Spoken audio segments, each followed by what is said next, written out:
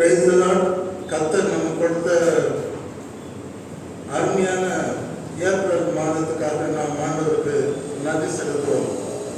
நான் ஒரு ஆர்டிக்கலில் படித்தேன். ஏப்ரல் மாதத்தில் பிறந்தோம்னா ரொம்ப ஆசீர்வதிக்கப்பட்டோம். ஏன்னா ஏப்ரல் மாதம் ஆசீர்வாதமான மாதம் அப்படின்னு சொல்லிட்டு அந்த ஆர்டிக்கலில் எழுதியிருந்தது. ஆனால் நான் இது வரைக்கும் அப்படி கேள்விப்பட்டதில்லை. இந்த முறை தான் நான் அப்படி ஒரு ஆர்டிக்கல் படிக்கிறேன். அவர் டெஃபினட்டாக சொல்கிறார், ஏப்ரல் மாதத்தில் யாரெல்லாம் பிறந்தீங்களோ அவங்க ஆசீர்வதிப்பட்டவங்க. இந்த April is a special month அப்படின்னு சொல்லிட்டு அந்த மாதத்தை குறித்து மிகவும் அழகுபடுத்தி மிகைப்படுத்தி பேசியிருந்தார். ஆகவே நாமும் கூட கர்த்தர் நம்ம கொடுத்த ஏப்ரல் மாதத்துக்காக நாம் அவரை துதிப்போம். மார்ச் மாதத்தில் இருந்த அநேகர் இன்றைக்கு இல்லை. நான் இன்னொரு பத்திரிகையில் படித்தேன். இந்தியாவிலேயே புகழ்பெற்ற ஒரு சினிமா நடிகர், டைரக்டர், ப்ரொடியூசர், வசனகர்த்தா, பாடல் ஆசிரியர், பல முகம் கொண்டவர். வாலிப பிராயத்தில் அவர் சினிமா நடிகர் வந்துட்டார். 20 வயசுல பார்க்கறதுக்கு ரொம்ப பர்சனாலிட்டியாக இருப்பார். துக்கமான செய்தி என்னன்னா, போன மாதம் எண்டில் 31ஆம் தேதி அவர் மரணம் அடைந்தார். நான் பார்த்து ரொம்ப வருத்தப்பட்டேன். இந்தியாவில் அவருக்கு தெரியாதவங்க யாருமே கிடையாது. ஆனால் ஏன் இதையெல்லாம் சொல்லுகிறேன் என்றால், புகழ்பெற்ற மனிதர்கள், அரசியல்வாதிகள், ஐஸ்வர்யவான்கள், ஞானமுள்ள மனிதர்கள், பலவான்கள், நீங்க நிறைய பேர் இல்லைங்க. கர்த்தர் நமக்கு சுகத்தையும் பலத்தையும் ஜீவனையும் கொடுத்து இந்த நாளில் நம்மளை உயிரோட வச்சிருக்கிறார். அதுக்காக நம்ம கர்த்தரை நன்றியோடு சோதரிக்கிறோம். நான் எதுக்காக கர்த்தரை சோதரிக்கிறோம் அப்படின்னு என்ன கேட்டால், உன்னை உயிரோடு வச்சிருக்கிறார் பாருங்க கர்த்தர், அதுக்காக துதிக்கிறோம்.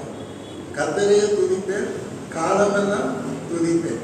நல்லவர், வல்லவர், கிருபை உள்ளவர் என்றே பாடுவேன். What for I am alive today. நாம் நிற்பதும் நிர்மூலமாகாததும் தேவனுடைய கிருபை. கர்த்தர் கொடுத்த ஏப்ரல் மாதத்தில் கர்த்தரை துதிப்போமா? இந்த மாதம் முழுவதும் கர்த்தர் நமக்கு நல்லவராயிருப்பார், போதுமானவராயிருப்பார், நம்முடைய தேவைகளை சந்திக்கிறவராயிருப்பார், நமக்கு ஆறுதல் நாயகனாக இருப்பார், தாயை போல தேற்றுவார், தந்தை போல அணைவார், நண்பனை போல நம்மோடு கூட பேசி நம்மை மகிழ்ச்சியோடு நம்மை மகிழ்ச்சியின் பள்ளத்தாக்கிலே நம்மை நடத்தும். எத்தனை பேர் விசுவாசிக்கிறீங்க? கர்த்தர் நடத்தும் போது நமக்கு ஒரு நன்மையும் குறைபடாது, தைரியமா இருக்கும். மட்டும் நடத்தின கர்த்தர் இனியும் நம்மை நடத்துவார். மட்டும் உதவின எதிரேசர் இனிமேலும் நமக்கு உதவி செய்வார். நீ விசுவாசித்தால் தேவனுடைய மகிமையை காண்பாய். சரி, இப்போ இன்னைக்கு செய்திக்கு நம்ம போகலாம். கர்த்தருக்கு மகிமை உண்டாவதாக. அப்போஸ்தலனாகிய பவுல் கொரிந்தியருக்கு எழுதின 2ஆம் நிருபம் 5ஆம் அதிகாரம் 21ஆம் வசனம். அப்போஸ்தலனாகிய பவுல் கொரிந்தியருக்கு எழுதின நிருபம் 2ஆம் நிருபம் 5ஆம் அதிகாரம் 21வது வசனத்தை நான் படிக்கப் போகிறேன். நீங்கள் கூர்மையாக கவனிக்க வேண்டும்.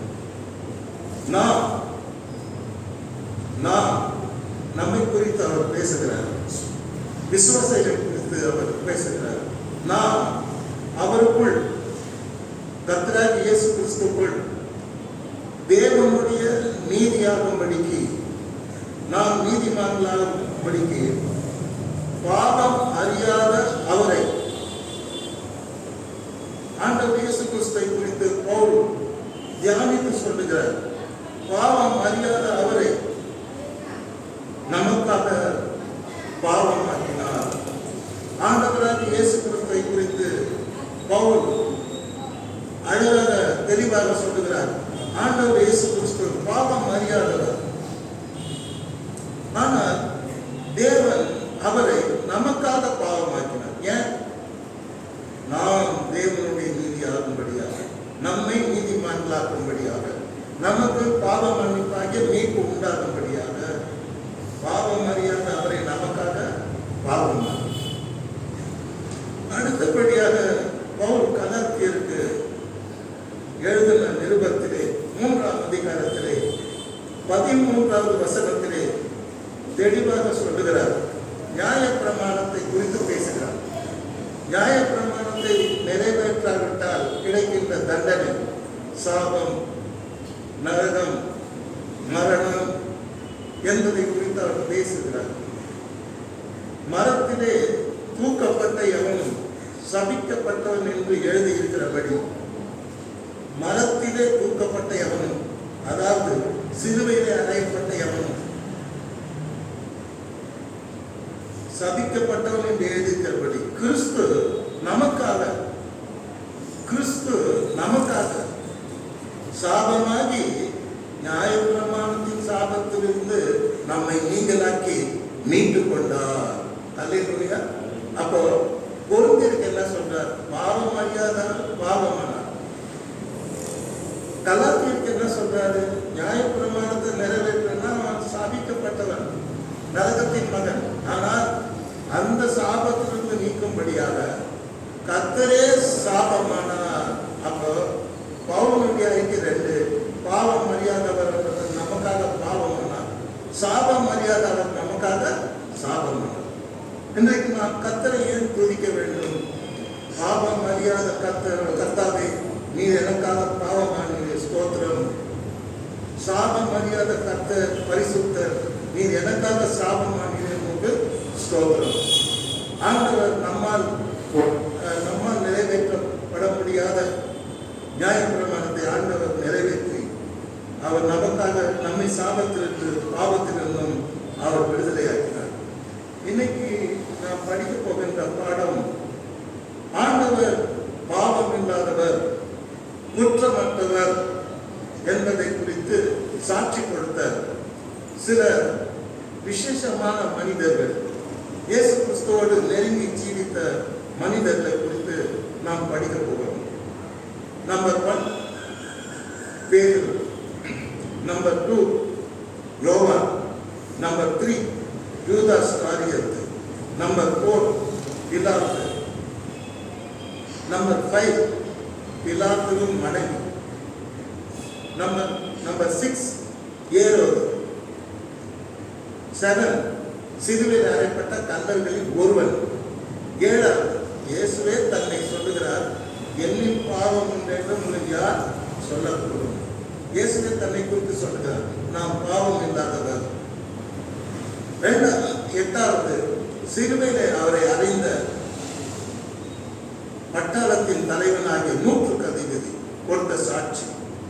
9 ஜனங்கள் கொடுத்த பொய் சாட்சி, அது ஏற்றுக்கொள்ளப்படவில்லை.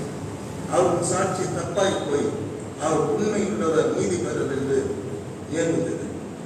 10 சொல்லுகிறார், ஏசாயா தீர்க்கதரிசி அவர் பாவம் இல்லாதவர் என்று சொல்லுகிறார்.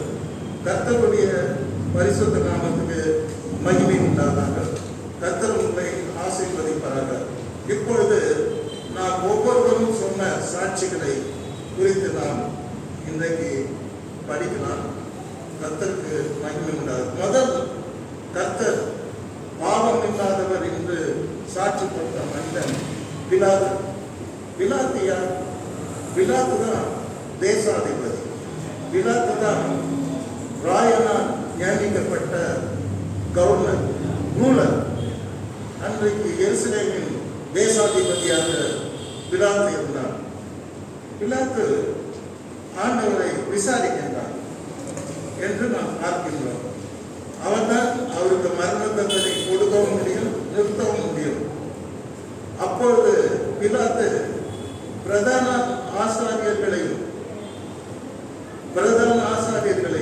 ஜனங்களை நோக்கி, இந்த மனுஷனிடத்தில் நான் எவ்வளவோ விசாரிக்க பார்த்தேன், நீங்கள் சொல்லுகிறபடி சாவுக்கு ஏதான ஒரு குற்றத்தையும் பிலாத்து விசாரிக்கிறார். அவர்தான் உச்ச நீதிமன்றம் கடைசி ஜட்ஜிபதி. நீங்கள் சொல்லுகிறபடி நான் ஒரு குற்றத்தையும் காணவில்லை என்றார். ஆனால் ஜனங்க ஒத்துக்கிறார். நோ, நியாயப்பிரமாணத்தை மீறினாரு, இவர் சாக வேண்டும், எல்லாரும் கத்துறாங்க, சிலுவையில் அறைய வேண்டும். ஆனால் அதற்கு எதிர்நிலையான ஒரு முழக்கம் அவரை விசாரித்த தேசாதிபதி சொல்லுகிறார். சொல்லுகிறார், நான் ஒரு குற்றத்தையும் காணவில்லையே, எவ்வளவு விசாரிச்சு பார்த்தேனே சொல்லுகிறார். கர்த்தருடைய பரிசுத்த நாமத்துக்கு மகிமை உண்டாவதாக. மறுபடியும் முறை அவர் அந்த அறிக்கையை பண்ணார். அவரை விசாரித்து நியாய தீர்ப்பு செய்த பிலாத்து 4 முறை சொன்னார். என்ன சொன்னார்? நான் ஒரு குற்றத்தையும் இவரிடத்தில் காணவில்லை. 23:14 2வது சொல்றார், ஜனங்களால் சாத்தனும் அவரை சிலுவையில் அறையும், அவர் ஒரு பாவி, குற்றவாளி, தேச விரோதி, வரி கொடுக்க வேண்டாம்னு சொன்னாரு, கோயில் அடிச்சு 3 நாள கட்டணும்னு சொன்னாரு, தேவாலயத்தை இடிப்பன்னு சொன்னாரு, தேச துரோகி, அவரை சிலுவையில் அறையும் கத்தும் பொழுது அவர்களை நோக்கி பிலாத்து பேசுறார், ஜனங்களை கலகத்தில் தூண்டி விடுகிறவனாக இந்த மனுஷனை என்னிடத்தில் கொண்டு வந்தீர்கள். நான் உங்களுக்கு முன்பாக மறைவாக அல்ல, உங்களுக்கு முன்பாக விசாரித்த போது இவர் மேல் நீங்கள் சாட்டுகிற குற்றங்களில் ஒன்றையும் நான் இவரிடத்தை காணேன். இவ்வளவு பூச்சல் போடுறீங்க, இவ்வளவு கத்துறீங்க, கலகம் பண்ணான்னு சொல்றீங்க, ஆனா விசாரிச்சு பார்த்தா அப்படி இல்லவே இல்லையே, நான் இவரிடத்தில் ஒரு குற்றம் காணவில்லை என்று 2வது முறையாக சொல்லுகிறார். 3வது முறை அதே பிலாத்து 22ஆம் அதிகாரம் லூக்கா 23:22 சொல்றார். 3ஆம் தரம் அவன் 3ஆம் தரம் அவர்களை நோக்கி, ஏன் எல்லாரும் சிலுவையில் அறையும் அவர் சாப்பிடணும், நியாயப்பிரமாணத்தை மீறினார், அவர் தன்னை தேவகுமாரன் சொன்னார் அப்படின்னு ஒரே கூப்பிடுற போது பதில் பொருளான பிலாத்து அவர்களை விசாரித்தார். ஏசப்பாவை விசாரித்த பிலாத்து அவர்களை பார்த்து கேட்கிறார். 3ஆம் தரம் அவர்களை நோக்கி, ஏன் இவர் என்ன பொல்லாப்பு செய்தார்? மரணத்துக்கு ஏதுவான குற்றம் ஒன்றும் இவரிடத்தில் நான் காணவில்லை. 3வது சொல்லுகிறார். விசாரிக்கிற மனுஷனே சொல்றார், உச்ச நீதிமன்றமே சொல்றது, தலைமை நீதிபதியே சொல்றார், அவர்தான் பிலாத்து, பொந்திய பிலாத்து. நான் ஒரு குற்றத்தை காணவில்லையே, 3 தடவை விசாரிச்சிருக்கேன். அவர் சொல்ற ஸ்டைல் எப்படி இருக்குன்னா, நான் இவரிடத்தில் ஒரு மரணத்துக்கு ஏதுவான ஒரு குற்றத்தையும் காணவில்லை, நான் தண்டித்து விடுதலை ஆக்குவேன் என்றார். உடனே ஜனங்க அதை கேட்டு என்ன பண்ணாங்க, இன்னும் கத்துனாங்களாம், no no no no no, அவர் சாக வேண்டும், அவர் சிலுவையில் அறையும் என்று கேட்டுக்கொண்டே நின்றார்கள். இது 4வது முறையா இப்பொழுது பிலாத்து மீண்டும் விசாரிக்கிறார். அப்பொழுது அவர்கள் கேட்டுக்கொண்டபடி ஆகட்டும் என்று பிலாத்து சொல்லிட்டு என்ன பண்ணான்னா, ஜனங்க ஆண்டவருக்கு விரோதமாக ரொம்ப கலகம் பண்ணும்போது, கலகம் மத்தேயு 27:24 கலகம் அதிகமாகிறதே அல்லாமல் யாருக்கு விரோதமாக கலகம் பண்றாங்க? கர்த்தருக்கு விரோதமாக, ஆண்டவருக்கு விரோதமாக, ரட்சகருக்கு விரோதமாக, இயேசுவுக்கு விரோதமாக ஜனங்கள் அன்றைக்கு கலகம் பண்ணாங்க. கலகம் அதிகமாகிறதே அல்லாமல் தன் பிரயத்தனத்தினாலே பிரயோஜனம் இல்லை என்று பிலாத்து கண்டு தண்ணீரை அள்ளி ஜனங்களுக்கு முன்பாக தன் கைகளை கழுவி, இந்த நீதிமான் உடைய இரத்தப்பழிக்கு நான் குற்றமற்றவன், நீங்களே போய் பார்த்துக் கொள்ளுங்கள் என்று சொல்லி ஒப்பு கொடுத்தாங்க. அல்லேலூயா. விசாரிக்கிற ஜட்ஜே சொல்றாரு, ஒரு குற்றமும் காணவில்லை, இந்த நீதிமானுடைய இரத்தப்பழிக்கு எனக்கு என் மேல வரக்கூடாது, நான் கை கழுவிடுறேன், நீங்களே பார்த்துக்கிடுங்க, போங்க சிலையில் அரைச்சிக்கிட்டு வெறுத்து போய் சொல்றான். அப்ப விசாரித்த நீதிபதியே அவர் குற்றமற்றவர், பாவமற்றவர், நீதிமான் அப்படின்னு கண்டுபிடிச்சு ஆராய்ச்சி பண்ணாலும் அவரை விடுதலை ஆகாம அநீதியான ஒரு தீர்ப்பை அங்கே பிலாத்து சொல்லுகிறார். இதுக்கு 2 காரணம் இருக்கு. ஒண்ணு, அவன் ஜனங்களை பகைச்சுக்கணும்னா அவங்க தேசாதிபதியா இருக்க முடியாது. அப்ப அவனுடைய நோக்கம் என்ன? ஜனங்களை பகைச்சிக்க கூடாது. 2வது, ஜனங்களை பிரியப்படுத்தணும். ஜனங்களை பிரியப்படுத்தணும், தேவனை பிரியப்படுத்த முடியாது. ஜனங்களை தான் நேசிக்கணும்னு நினைக்கிறவன் தேவனை நேசிக்க முடியாது. ஏதாவது ஒண்ணுதான். ஆனா இவன் தெரிந்து கொண்டது ஜனங்களுக்கு பயந்தான், ஜனங்களை பிரியப்படுத்தினான். எப்படின்னா, தொடர்ந்து நான் இங்க தேசாதிபதியா இருக்கணும், யூத ஜனங்களை பகைச்சு என்னால வாழ முடியாது, ஏற்கனவே என் மேல பல குற்றச்சாட்டு இந்த ஜனங்களுக்கு கிட்ட இருக்கு.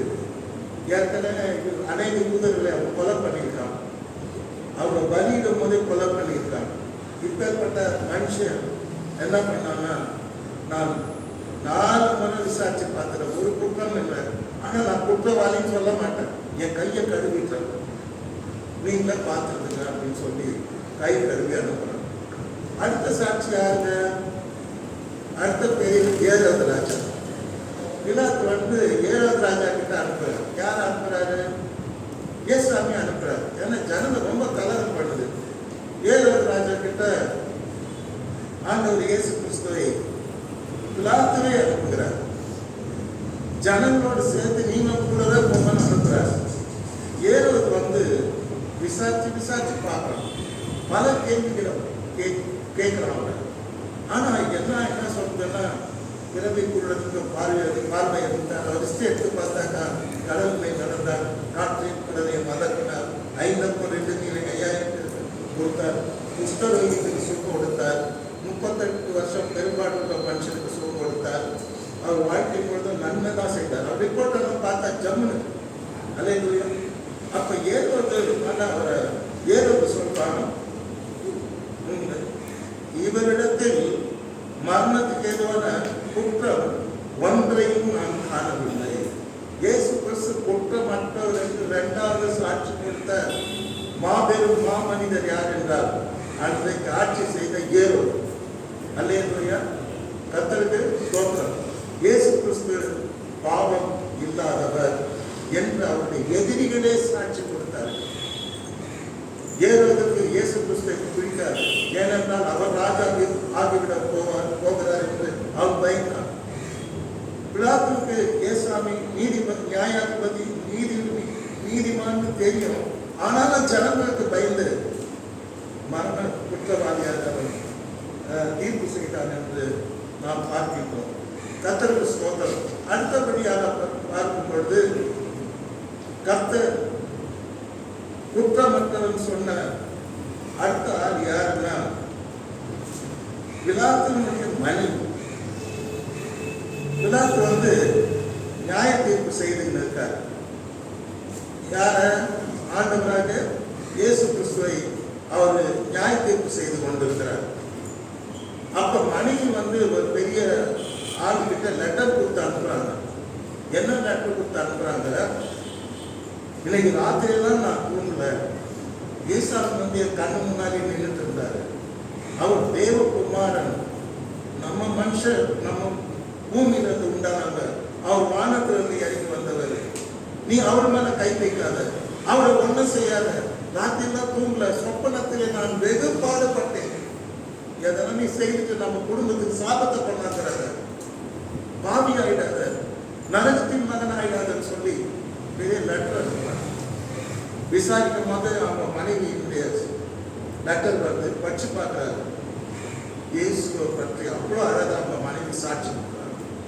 அரண்மனையிலிருந்து அநேகர் ஆண்டவருடைய பிள்ளையாக இருந்தார்கள், ஆண்டவரை விசுவாசித்தார்கள், ஆண்டவருக்கு ஊழியம் செய்தார்கள், ஆண்டவரை நேசித்தார்கள், ஆண்டவருக்காக உயிரை கொடுக்கவும் தயாராக இருந்தார்கள். அரண்மனையில் இருந்த அநேக ஸ்திரீகள் என்று படித்திருக்கிறார்கள். தங்கள் ஆஸ்திரிகளை ஆண்டவருடைய ஊழியத்தில் என்று கொடுத்தார்கள். அதுல ஒருத்தர் பிலாத்துவினுடைய மனைவி. புருஷனுக்கு பயப்படல, அவன் நியாய தீர்ப்புல நான் தலையிட தப்புன்னா பயப்படல. இயேசுன்னு வரும்போது புருஷன் அவன் பெருசா நினைக்கிறான். உடனே அவங்க லெட்டர் பண்ணிட்டாங்க, நீ தப்பு செய்ய போற, அவர் தேவகுமார், அவர் மனுஷ அவதாரத்தில் வந்த தெய்வம், மாம்சத்தில் வெளிப்பட்ட தேவன், அவர் மேல கை வைக்காத, சாப்பிடாத அப்படின்னு சொல்லிட்டு ஆண்டவரை கொடுத்து சாட்சி கொடுத்தாங்க. எனக்கு ரொம்ப ஆச்சரியமா இருந்தது. எப்படி ஒரு பிலாத்து வந்து ஒரு ஜாதி, அவன் வந்து ரோமன், அவனுடைய மனிதன் ரோமன், எப்படி she believed God, how much she loved God, எப்படி எவ்வளவு நேசிச்சிருக்காங்க பாருங்க. ஆனா அந்த மனிதனுடைய அந்த சாட்சிக்கு அவன் செவி கொடுத்தானான்னு கேட்டா செவி கொடுக்கல. ஜனங்களுக்கு தான் செவி கொடுத்தான். எப்படியாவது ஜனங்களை ஆதாயப்படுத்தணும்னு அவன் ட்ரை பண்ணி என்ன பண்ணிட்டான், தப்பான நியாயத்தை செய்தான் என்று நாம் பார்க்கின்றோம். அவன் நியாய தீர்ப்பு அவர்கிட்ட ஆண்டவருக்கு கிடைக்கல.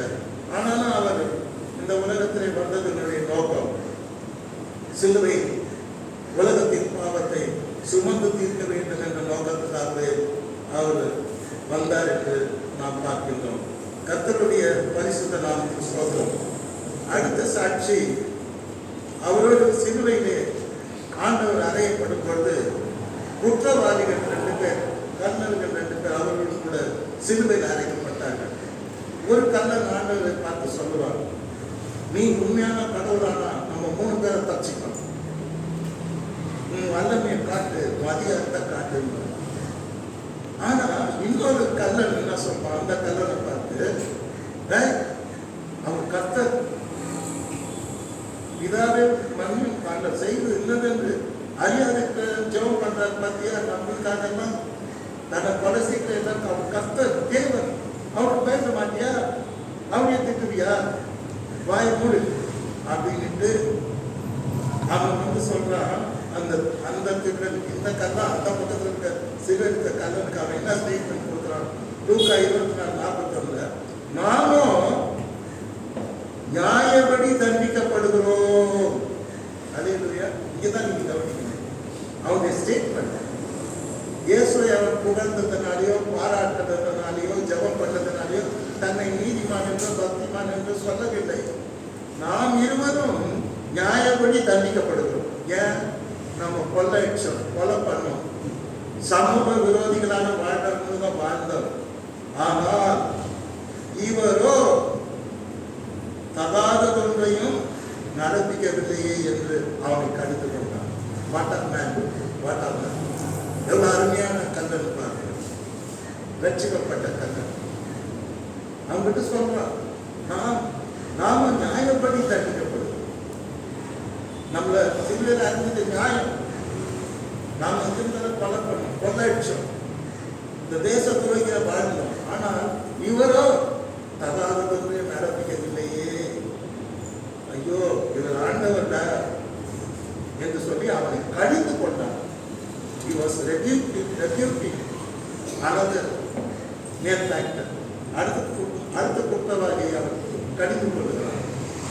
அப்போ இந்த கல்லனுடைய நோக்கமெல்லாம் இவர் பரலோக ராஜ்யத்தின் வாசல், பாவ மன்னிப்பு வழி, இவர் பரலோக ராஜா என்று நன்கு அறிந்து கொள்கிறார். அங்கே சிலுவையில் அவரை பார்த்து சொல்வார், ஆண்டவரே உங்களுடைய ராஜ்யத்தில் வரும்போது இந்த ஏழை பாவி அடியனை நினைத்தரணும் என்று சொல்வார்.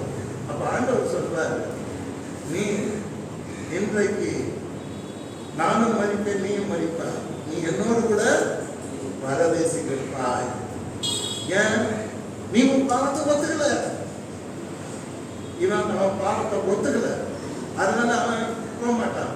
ஆனா இன்றைக்கு நீ என்னுடைய கூட பரதேசி இருப்பாய்.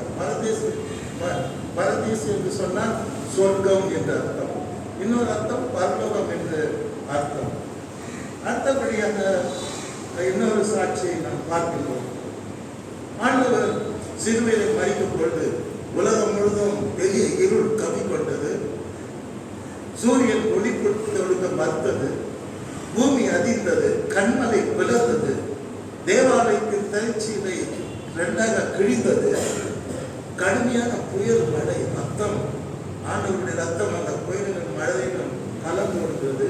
கர்த்தர் சிலுவையிலே, பிதாவே உடைய கரங்களில் என் ஆவியை ஒப்புக் கொடுக்கிறேன் என்று அவர் ஜெபித்து தன் உயிர் விடுகிறார். இதை பார்த்த அன்றைக்கு அவரை சிலுவையில் அறையப்படுகின்ற அந்த பட்டாளத்தின் தலைவன், அவன் பேர் 160, 600 சோல்ஜருக்கு லீடர். அவன் தான் இன்னைக்கு குருசிஃபை பண்றான் ஜீசஸ். அவன் சொல்றான், பயந்துட்டான். கடைசியில் தலையில இருக்க அந்த ஹெல்மெட்டை கட்டி கீழே வச்சுட்டு பட்டயத்தை கீழே போட்டு முழங்கால் போட்டு சிலுவையை பார்த்து சொல்றான், மெய்யாகவே இந்த மனுஷன் நீதிமானாயிருந்தான், மெய்யாகவே இந்த மனுஷன் தேவனுடைய குமாரன், நீதிமான் என்று சொல்லி அந்த சிலுவை அடியிலே முழங்கால் போட்டு, நானே அவரை கொலை பண்ணேன், கண்ணீர் சுத்தி அழுது தேவனை மகிமைப்படுத்த வேண்டும். அல்லேலூயா. 115 சாட்சி. அவரை கொலை செய்த தலைவர்கள், பட்டாளத்தின் தலைவனுடைய சாட்சி. அவர் நீதிமான், அவர் பாவம் அறியாதவர், அவர் குற்றமற்றவர் என்று சாட்சி கொடுத்தார். ஆண்டவர் ஒரு முறை உலகத்திலே வாழ்ந்த நாட்களிலே ஜனங்களோடு கூட அவர் பேசிக் கொண்டிருந்த பொழுது, பிரசங்கித்துக் கொண்டிருந்த பொழுது, திடீரென்று ஆண்டவர் சொன்னார், யோவான் எழுதின சுவிசேஷம் 8ஆம் அதிகாரம் 46ஆம் வசனத்திலே ஆண்டவர் ஜனங்களை பார்த்து ஒரு கேள்வி கேட்கிறார். கேள்வி கேட்கிறார் என்பதை விட ஒரு சேலஞ்ச் பண்ணார், ஒரு சவால் விட்டார். சவால் விடுவதை நாம் இப்ப கூட நீங்க பார்க்கலாம். அன்றைக்கு ஆண்டவரே ஜனங்களை பார்த்து ஒரு சவால் விட்டார். இன்றைக்கும் இந்த உலகத்தை பார்த்து ஆண்டவர் இந்த சவாலை விட்டுக் கொண்டுதான் இருக்கிறார். He is challenging the world. He is challenging his enemies. He is challenging those who want to crucify him. அவரை சிலுவையில் அறையணும், கொலை பண்ணணும்னு நினைக்கிற எல்லாருடைய ஒரு சவால் விட்டார். என்ன சவால் தெரியுமா? அதுதான் யோவான் 8:46. என்னிடத்தில் பாவம் உண்டென்று உங்களில் யார் என்னை குற்றப்படுத்தக்கூடும்? அல்லேலூயா. என்ன மாதிரி சேலஞ்சு பாருங்க. சேலஞ்சுக்கு இது வரைக்கும் யாரும் பதில் சொல்ல இந்த உலகத்தில். வாழ்ந்தவர், வாழ்ந்து கொண்டிருக்கிறவர், வாழப்போகிறவர் யாரும் சொல்ல முடியாத ஒரு சேலஞ்ச் பண்ண முடியாத ஒரு சேலஞ்சு தான். இந்த சேலஞ்சை யாராலும் ஜெயிக்க முடியாது.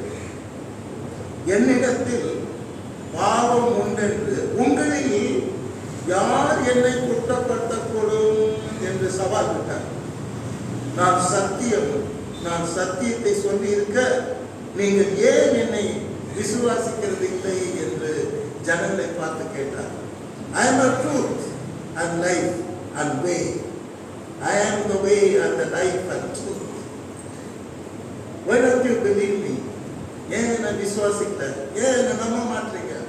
நான் உங்களை மாதிரி பாவி கிடையாது. என்னில் பாவம் உண்டென்று யார் சொல்லக்கூடும்? Who can say that I am a sinner? Who can accuse me? Can anybody? Can you? கேட்ட ஜனங்களை பார்த்து சேலஞ்ச். வர்த்தனம் ஒரு குற்றமும் சாட்ட முடியவில்லை. ஏரோதா இருக்கட்டும், பிலாத்துவா இருக்கட்டும், யாரா இருந்தாலும் அவர் மேல் குற்றம் சாட்ட முடியவில்லை. கர்த்தரே தன்னை பற்றி சொல்லும் பொழுது நான் பாவமற்றவர் என்று சொல்லி அவர் அங்கே ஜனங்களோடு கூட சவால் விட்டார் என்று நாம் பார்க்கிறோம். நாம் ஆராதிக்கிற தேவன் பரிசுத்தர், அவர் நீதிபரர், அவர் பாவம் இல்லாதவர். கர்த்தருடைய பரிசுத்த நாமத்துக்கு ஸ்தோத்திரம். பவுல் தன்னுடைய நிருபத்திலே ஆண்டவரை குறித்து எழுதுகிறார். 1 பேதுரு 2ஆம் அதிகாரம் 22ஆம் வசனம் 23ஆவது வசனத்திலே பேதுரு விசுவாசிகளுக்கு எழுதும் பொழுது அவர் பாவம் செய்யாதவர் என்று எழுதுகிறார். அவர் பாவம் செய்யவில்லை. 1 பேதுரு 2:22 படிச்சு பாருங்க. அவர் பாவம் செய்யவில்லை, ஆனாலும் சிலுவையில் அறையப்பட்டார். அவர் பாவம் செய்யவில்லை. அவர் வாயில் வஞ்சனை காணப்படவில்லை. He was sinless. No one can find any sin in Jesus. யாரால அவர்கிட்ட ஒரு சின்ன பாவத்தை, சின்ன குறைவை கண்டுபிடிக்க முடியாதவராக, பரிசுத்தராக அவர் இந்த உலகத்திலே வாழ்ந்தார். அதை தான் பேதுரு ஆண்டவர் மரித்து பரலோகத்துக்கு எடுத்துக்கொள்ளப்பட்ட பிற்பாடு அவர் விசுவாசிகளுக்கு தன்னுடைய நிருபத்திலே சொல்லுகிறார்.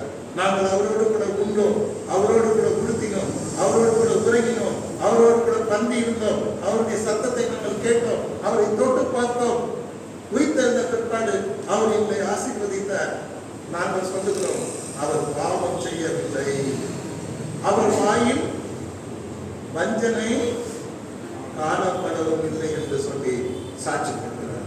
அருமையானவர்களே, இதெல்லாம் மிகப்பெரிய சாட்சியாக இன்றைக்கு நாம் ஏற்றுக்கொள்ள வேண்டும். அடுத்தபடியாக நாம் பார்க்கும் பொழுது யூதாஸ் காரியத்து 30 வெள்ளி காசுக்காக ஆண்டவரை காட்டி கொடுத்தான். காட்டி கொடுக்கும் போது அவன் என்ன நினைச்சான்னா, இயேசு கிறிஸ்துவை யாராலும் சிலுவையில் அடைய முடியாது, அவரை கொல்ல முடியாது அப்படின்னு அவன் நினைச்சான். ஆனா அவர் மனுஷகுமாரன் ஊழியம் செய்யவும் அநேகருக்காக தன்னுடைய ஜீவனை கொடுக்க வந்தாருங்கிறது அவனுக்கு தெரியல. புரியுதுங்களா? அப்ப அவன் என்ன நினைக்கிறான்னா, நம்ம காட்டி கொடுத்துடலாம், 30 வெள்ளிக்காசு வாங்கிக்கலாம், கர்த்தர் எப்படியாவது தச்சுப்பாரு நினைச்சான்.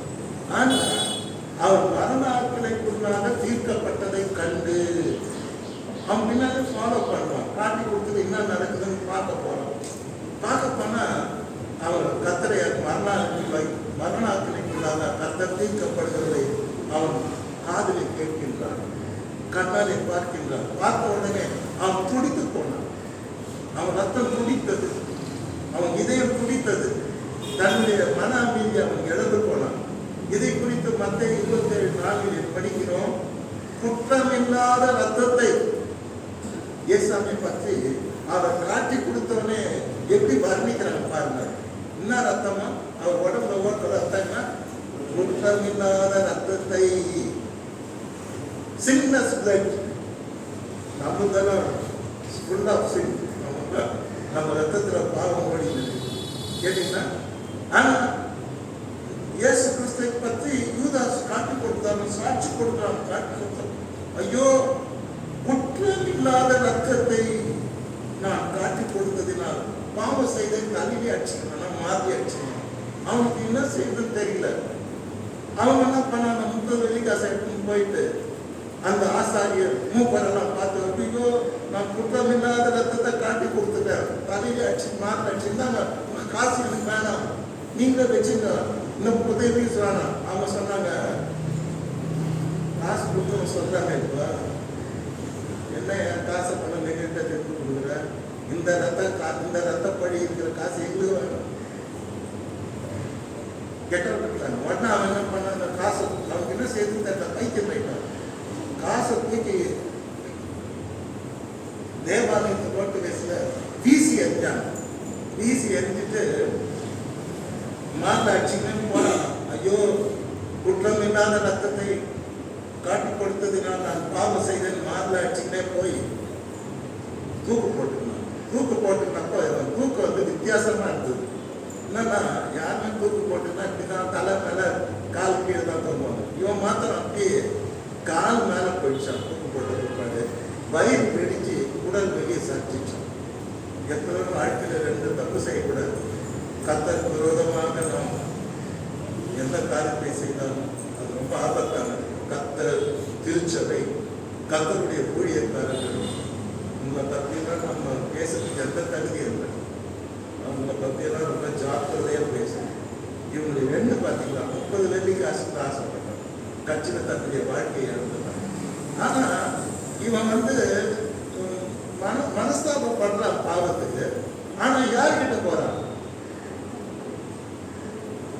ஆசாரியர்கிட்ட போறான். ஆசாரியர் பாவம் பண்ணி கொடுப்பாங்களா? மூப்பர்கிட்ட திரும்பி போய் காசை ரீபே பண்ணலாம். இப்போ நிறைய கேஸ் பார்த்தீங்கன்னா, எல்லாம் கொள்ளடிச்சிட்டு லட்சம் வாங்கிட்டு கோர்ட்டு நான் திருப்பி கொடுத்துட்றாங்க காசை, என்னை விட்டுதுன்ற மாதிரி இப்போ 2 போயின்னு இருக்கு. இதே வேலையை இவன் செய்யறான். ஆனா அவங்க அந்த காசு வாங்க மாட்டேன்றாங்க. வந்து ரத்தப்படி எங்களுக்கு வேணாம், அது முன்பாடு முன் தலையில இருக்கணும். அவன் ஆக்சுவலி எங்க போயிருக்கணும்? ஏசாமி கிட்ட போயிருக்கலாம். அவனுக்கு இல்லைன்னா அவன் விசாரிக்கும் போது அவன் நடுவில் நின்று, நான் தெரியாத நான் தான் காட்டி கொடுத்தேன் 30 வெள்ளிக்காசுக்காக நல்லா சாட்சி சொல்லிக்கணும். அவரை விடுதலையாக்க சாட்சியம் சொல்ல, ஆண்டவர்கிட்டே போல, ஆண்டவரையும் பார்க்கல, நேராக போயிட்டு அவன் பாவத்துக்கு அவனே தண்டிச்சுக்கணும். அருமையான உண்மையா கர்த்தர்கிட்ட வந்ததுன்னா அவன் மன்னிச்சிருப்பாரு. ஆனா பேதுரு வந்து மனஸ்தாபப்பட்டாரு, அதே சமயத்தில் மனம் திரும்பினாரு, கர்த்தருக்கு தன்னை ஒப்பு கொடுத்தாரு. அல்லேலூயா. ஆண்டவர் கேட்டார், நீ என்னை நேசிக்கிறான்னு? உயிர் தேட்டர். ஆமா, அப்ப நீ போய் என் ஆடுகளை மேய்ப்பாயாகன்னு சொல்லி அவனை சந்தோஷப்படுத்தி அவன் கையில வரங்களையும் வல்லமையும் கொடுத்து அவனை ஆசீர்வதித்து அனுப்பினார் என்று நாம் பார்க்கிறோம். கர்த்தருடைய பரிசுத்த நாமத்துக்கு மகிமை உண்டாவதாக. அருமையானவர்களே, இந்த பிலாத்தை பற்றி நாம் படிக்கும் பொழுது அவனை பற்றி ஒரு கூட்டு இருக்கிறது. அவன் ஆண்டவரை அநியாயமா நியாயம் தந்ததுனால அவன் எண்டு எப்படி தெரியுமா இருந்தது? எப்பவுமே இந்த அநியாயம் பண்றவன், துன்மார்க்கன், இவன் எண்டெல்லாம் நல்லா இருக்காது. அல்லேலூயா. பிலாத்து வந்து த கிரேட் ஹீரோ. அவன் பேருக்கு அர்த்தம் என்ன தெரியுங்களா? பிலாத்துனாலே ஈட்டியை பிடிக்கிறவன், is a killer, is a warrior, is a fighter அப்படின்னு அர்த்தம். ஆனால் அவன் எண்டை பற்றி நான் வரலாற்றில் படித்து பார்த்தேன், ரொம்ப பதமாக இருக்குது.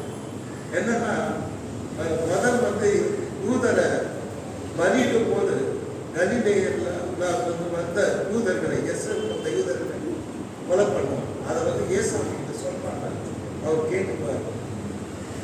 ரெண்டாவது வந்து பெரிய ஆர்மியை கொண்டாந்து இஸ்ரேல் அவங்க நிறுத்துவாங்க. அப்போ யூதர்கள்லாம் எஜுகேட் பண்ணுவாங்க, எங்களுக்கு ஆர்மி வேணாம், உங்கள் ரூலிங்கே எங்களுக்கு ப்ராப்ளமாக இருக்குது, ஃபஸ்ட்டு அடக்க பார்ப்போம். நிறைய பேர் செத்துருவாங்க, ஆனாலும் யூதர்கள் விடலை, ஸ்டில் ஃபைட் பண்ணி அந்த ஆர்மி அங்கேருந்து வெளியேற்றிடுவாங்க. ஏற்றுக்கு நாங்கள் ரோமன் அடிமையாக இருக்கோம், but we don't want any army இயர் சொல்லிட்டு யூதர்கிட்ட ஜெயிப்பாங்க.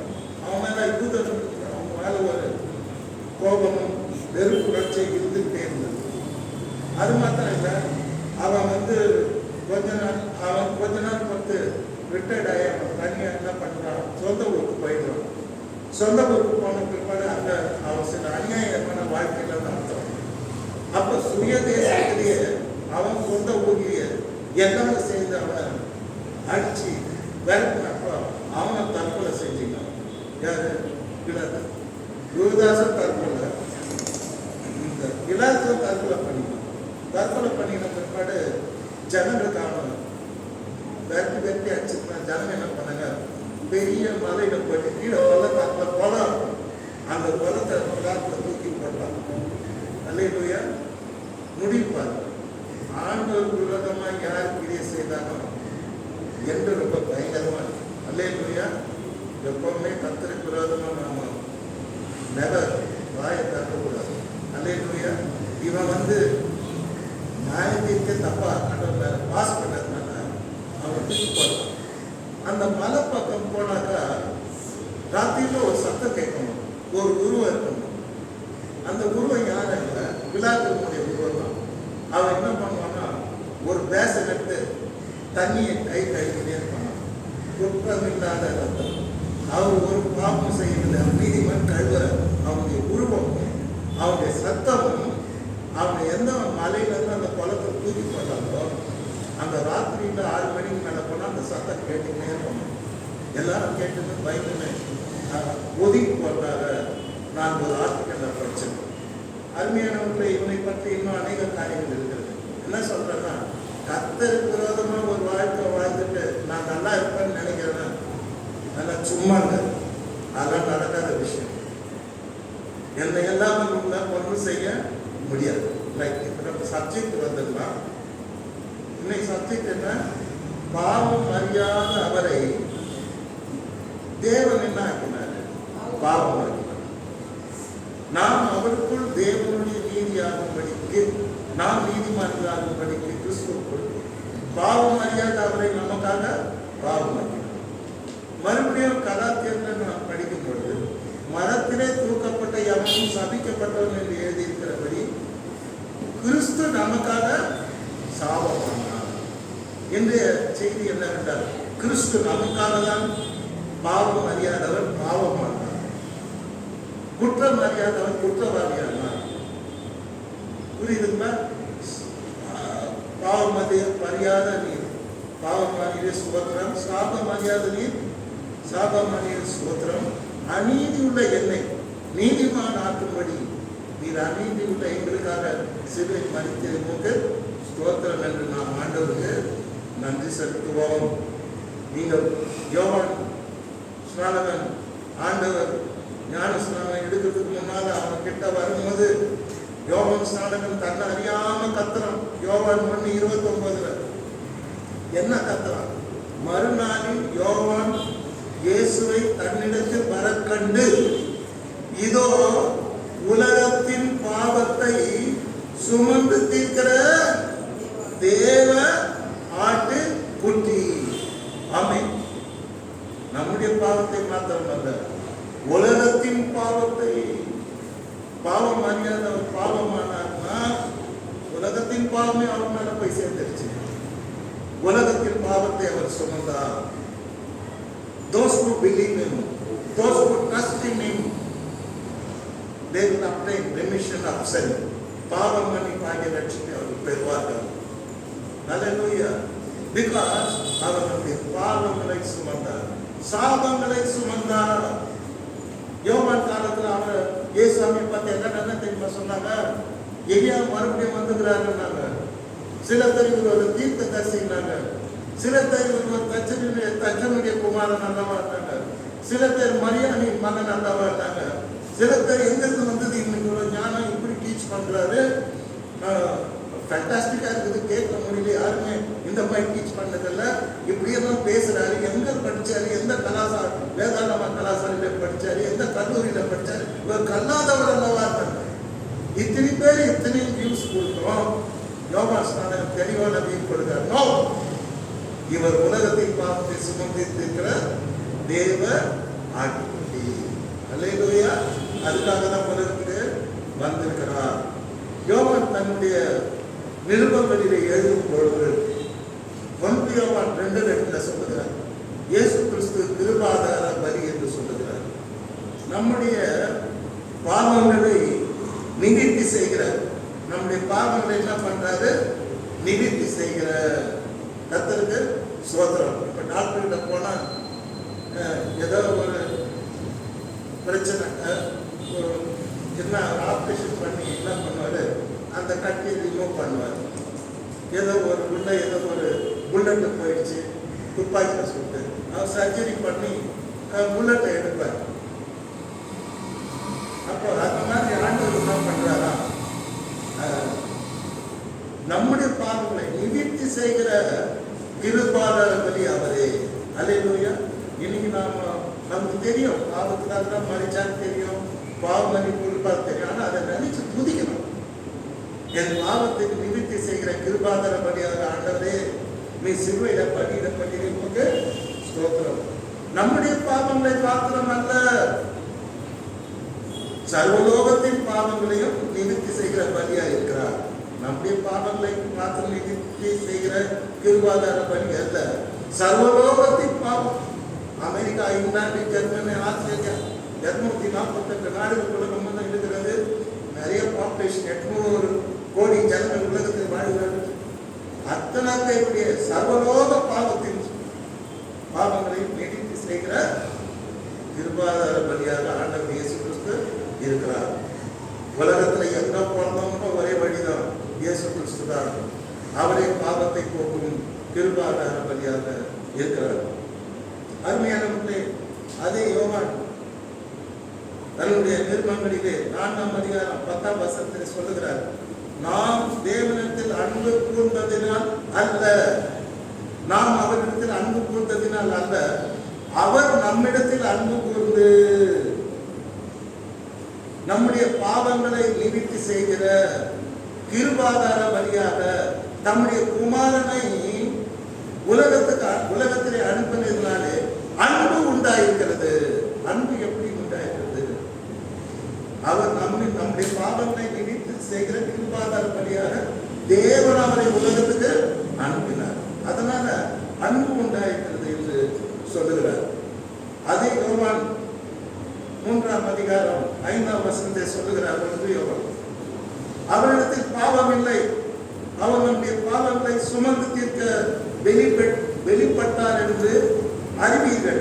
அவரிடத்தில் பாவம் இல்லை, பாவம் இல்லை, பாவம் இல்லை, ஆனால் பாவத்தை சுமந்து தீர்க்க வெளிப்பட்டார்.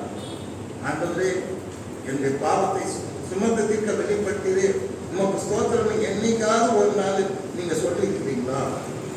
பாவம் அறியாத நீ எனக்காக பாவம் ஆகிறேன், சாபம் அறியாத நீ எனக்காக சாபம் ஆகிறேன், நோய் அறியாத நீ எனக்காக நோய் ஆகிறேன், பலவீனம் அறியாத நீ எனக்காக பலவீனம் ஆகிறேன், துக்கம் அறியாத நீ சிலுவையில் எனக்காக என் துக்கங்களை சுமந்தீரேன். உமக்கு ஸ்தோத்திரம், ஸ்தோத்திரம், ஸ்தோத்திரம், ஸ்தோத்திரம் சொல்லிக்கிறீங்களா? அதான் இந்த கேள்வி. கலாத்தியர் 1ஆம் அதிகாரம் 4ஆம் வசனத்தை பவுல் எழுதுகிறார். அவர் நம்மை இப்போது இருக்கிற பொல்லாத பிரபஞ்சத்திலிருந்து விடுவிக்கும்படி. என்ன பிரபஞ்சம்? பிரபஞ்சம்னா என்னது? இந்த பூமி, இந்த உலகம், இந்த தாரணி. கேட்டீங்களா? இது என்ன பிரபஞ்சமா? இந்த உலகம் பொல்லாத பிரபஞ்சம். பேர் வைக்கிறார் நாம் வாழ்கிற இந்த உலகம் பொல்லாத உலகம். சில சமயத்தில் நியூஸ்லாம் கேட்ட பயமா இருக்குது. பொல்லாத உலகம் தான் ஏற்றுக்க வேண்டியதா. மத்தியானத்தில் நியூஸ் ரொம்ப கேட்பேன் நான். நியூஸ் கேட்டால் பயமா இருக்குது. எங்க பார்த்தாலும் குத்து, கொலை, வெட்டு, அநியாயம், அக்கிரமம் இதுதான் நியூஸ்ல வருது. அவர் நம்மை இப்போது இருக்கிற பொல்லாத பிரபஞ்சத்தினின்று விடுவிக்கும்படி பிதாவாகிய தேவனுடைய சித்தத்தின்படியே நம்முடைய பாவங்களுக்காக தம்மை தாமே ஒப்பு கொடுத்தார். அல்லேலூயா. நம்முடைய பாவங்களுக்காக தம்மை தாமே கல்வாரி சிலுவையிலே ஒப்பு கொடுத்தார். இயேசு கிறிஸ்து நமக்காக மரித்தார், நம்முடைய பாவங்களுக்காக மரித்தார். ஏன்? இந்த பொல்லாத பிரபஞ்சத்திலிருந்து நம்மை விடுவிக்கும்படியாக, பரலோகத்தில் சேர்க்கும்படியாக, இந்த பிரபஞ்சத்திலேயே நாம் தேவனுடைய பிள்ளைகளாக சமாதானத்தோடும் சந்தோஷத்தோடும் வாழும்படியாக அவர் நம்முடைய பாவங்களுக்காக நம்மை தாமே ஒப்பு கொடுத்தார் என்று பார்க்கிறோம். அருமையான எதிரேற்ற நிறுவம் 2ஆம் அதிகாரம் 17ஆம் வசனத்திலே, அன்றியும் அவர் ஜனத்தின் பாவங்களை நிவர்த்தி செய்வதற்காக நிவர்த்தி செய்கிறார். டாக்டர்கிட்ட போனா ஒரு காயம் பட்டு அடிபட்டுச்சு, டாக்டர்கிட்ட போனா என்ன பண்ணுவாங்க? உடனே மருந்து வச்சு பஞ்செல்லாம் வச்சு மூடுவார். இல்லை, ஃபஸ்ட்டு வந்து என்ன பண்ணுவார்? டெட்டால் மாதிரி தண்ணிக்குள்ள போட்டு அதை க்ளீன் பண்ணுவார். க்ளீன் பண்ணும்போது ஐயோ அம்மான்னு கத்துவோம், ஏன்னா ஏரியும். அப்புறம் தான் என்ன பண்ணுவார்? அந்த தையல் போடுவார். அடிப்பட்ட இடத்துல 2 சதியை கிடைக்கிறது தையல் போட்டு தைப்பார். 3-4 தையல் போடுவார். அப்புறம் சொல்லுவார் 6 தையல் போட்டு அது மேலே பேண்டேஜ் கட்டுறாங்க. மறுநாள் அதை சுத்தம். அது மாதிரி தான் அன்றையும் அவர் தமது ஜனத்தின் பாவங்களை நிவர்த்தி செய்கிறதுக்கு ஏதுவாக தேவ காரியங்களை குறித்து இரக்கமும் உண்மையுள்ள பிரதான ஆசிரியர்கள் இருக்கும்படி எவ்விதத்திலும் தம்முடைய சகோதரருக்காக தன்னை ஒப்பு கொடுத்தார். கிறிஸ்துவம் அநேகருடைய பாவங்களை சுமந்து தீர்க்கும்படி ஒரு தரம் பலியிடப்பட்டார். அநேகருடைய இயேசு கிறிஸ்து சிலுவையிலே பலியிடப்பட்டார். அன்னை அன்பிலும் விலை என் இயேசுவின் தூய அன்பே, தன்னை மரியாதை தந்தவர் உன்னை விசாரிப்பார்.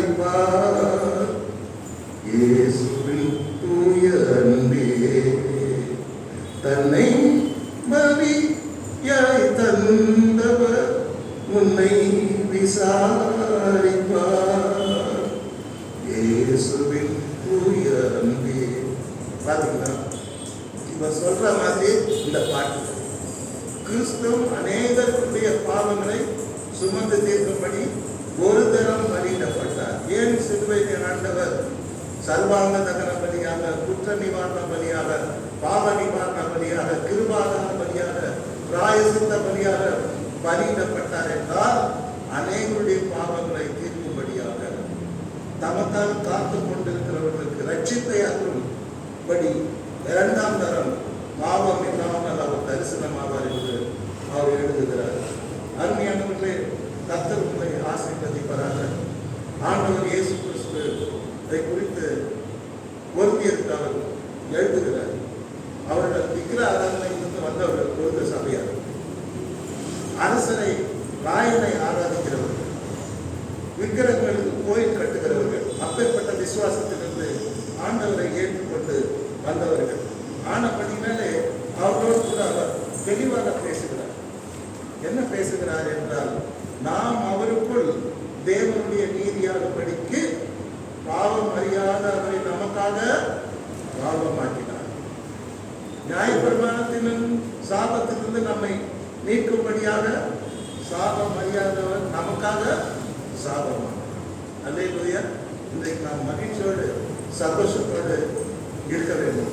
பாவம் அறியாத ஆண்டவரே, எனக்காக பாவமானிலே ஸ்தோத்திரம், என் பாவங்களை சுமந்திலே ஸ்தோத்திரம், என் நோய்களை சுமந்திலே ஸ்தோத்திரம், என் துக்கங்களை சுமந்திலே ஸ்தோத்திரம், பாவத்தின் நிமித்தம் வருகிற தரித்திரங்களை எல்லாவற்றையும் சுமந்து தீர்த்திலே ஸ்தோத்திரம். அந்த சிலுவை அண்டையை நம்பி வந்து நிற்கும் பொழுது பாவம், சாபம், நோய் எல்லாவற்றையும் கர்த்தர் விடுதலை. நான் ஒரு பாட்டு ஒன்று பாடுறேன், அழகான சிலர் முடிஞ்சா பாடுறார், இல்லைன்னா கொடுத்தீங்க.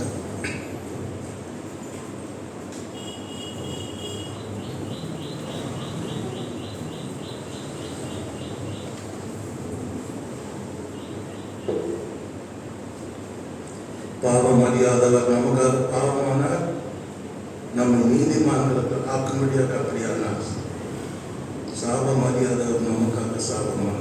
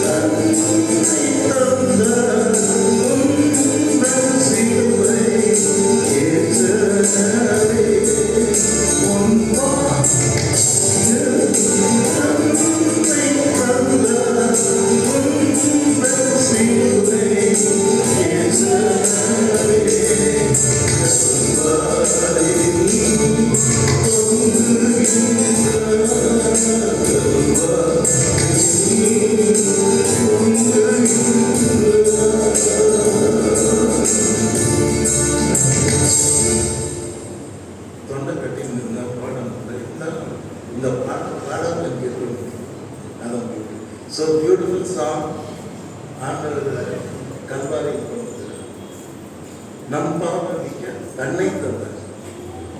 He gave himself for us. அல்லேலூயா. இன்னார் கொடுத்தாரு கடவுள், தன்னையே கொடுத்தாரு. நான் டெய்லி அவர் பாட பண்ண ஜாதிக்கு கொடுத்தேன். கடைசியா அந்த ரூம் போஸ்ட் டெஸ்ட் பண்ணி பார்க்கணும், whether is alive or dead. அதுக்கு ஒரு பார்க்க கொடூரமான ஒரு இரும்பு ஈட்டி எடுத்து எல்லாத்தையும் குத்துவாங்க. குத்துன பாடி வந்து கடைசி சொட்டு ரத்தம், கடைசி சொட்டு ஜலம். இனி கொடுக்கறதுக்கு ஒண்ணுமே இல்லை. கருணாமூர்த்தி, தியாகராஜன், அன்பின் தேவன் எல்லாத்தையும் கொடுத்துட்டாங்க. இனி என்கிட்ட ஒன்றும் இல்லை. உங்களுக்காக நான் எல்லாத்தையுமே கொடுத்துட்டேன். நாம தான் இனி அவருக்காக நம்ம அல்லேலூயா. ஆண்டவரே, பாவம் மரியாதை எனக்காக பாவமானவர்களுக்கு ஸ்தோத்திரம். சாபம் மரியாதை எனக்காக சாபமானவர்களே உமக்கு ஸ்தோத்திரம். உலகத்தின் பாவத்தை, சர்வலோகத்தின் பாவத்தை சுமந்து தீர்க்கிறேன் கொடி ஸ்தோத்திரம். ஆண்டவரே, கிறிஸ்துவானவராகிய நீ உங்களுடைய மாம்சமாகிய திரையின் வழியாக பரலோகராஜ்யத்தில் பிரவேசிக்கிறது புதிதும் ஜீவனமான மார்க்கத்தை அன்பாரி செல்வையிலே இந்த சரீரமாக திரையின் மூலம் என் தரத்து வைக்கிறேன் கொடாக்குடி சோத்திரம் என்று நாம் நன்றி செலுத்துவோம். கர்த்தர் உங்களை ஆசீர்வதிப்பாராக. ஆமென்.